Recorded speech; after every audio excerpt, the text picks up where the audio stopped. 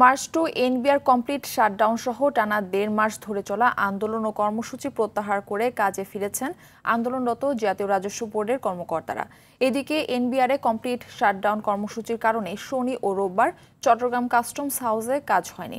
এতে bill of entry, bill of export, শুল্কায়ন, শুল্ক পরিশোধ, কন্টেইনার ডেলিভারি সহ সব ধরনের কাজই বন্ধ ছিল।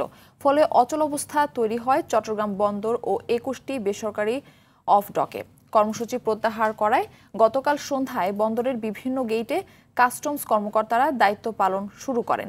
বিল অব এক্সপোর্ট দাখিলের কাজও শুরু হয় কাস্টমস হাউসে।